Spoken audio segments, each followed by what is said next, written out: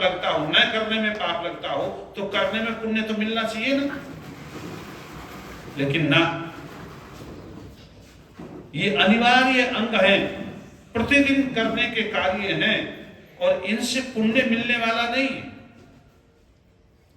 लोग यह प्रश्न खड़ा कर देते हैं, यदि पुण्य नहीं मिलता है तो फिर करने का लाभ क्या है।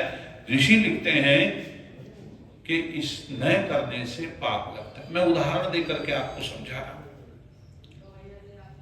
मैंने शलभ जी बैठे, 1 लाख रुपया इनसे उधार लिया। ध्यान देना उदाहरण, शरद जी ध्यान रखें, मैं कल्पना कह रहा हूं, कभी लोगों के सामने कल कहो तुम्हारे सामने कहा था 1 लाख 2 शास्त्री जी का।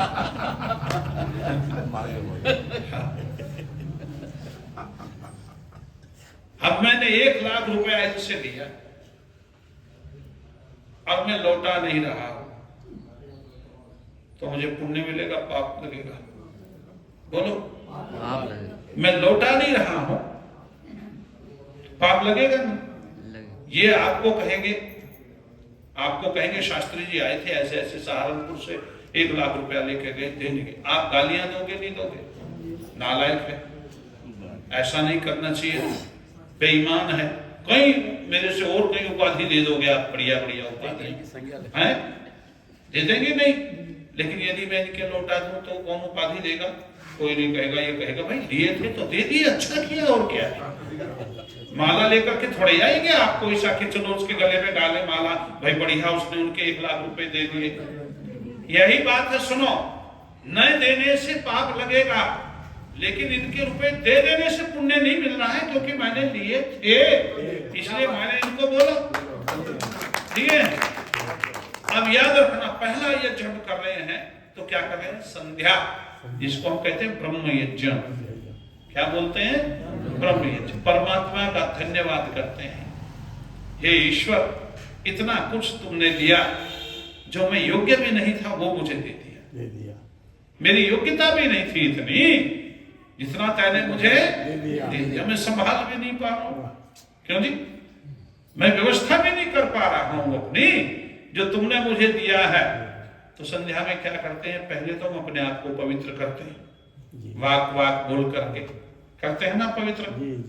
फिर परमात्मा का गुणानुवाद करते हैं, पापों से बचने के लिए उससे प्रार्थना करते हैं, अघमर्षण मंत्र। अघ कहते हैं पाप को।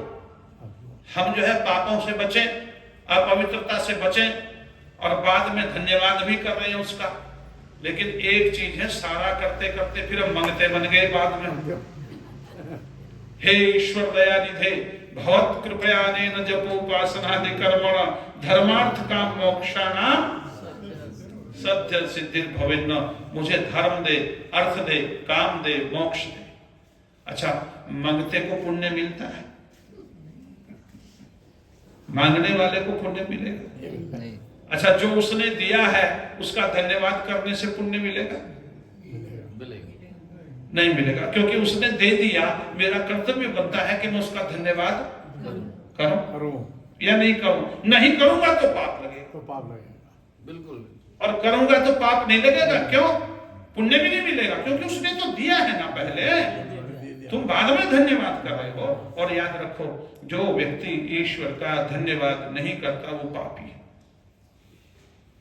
ईश्वर चंद्र विद्यासागर आर्य समाज के बहुत अच्छे विद्वान रहे।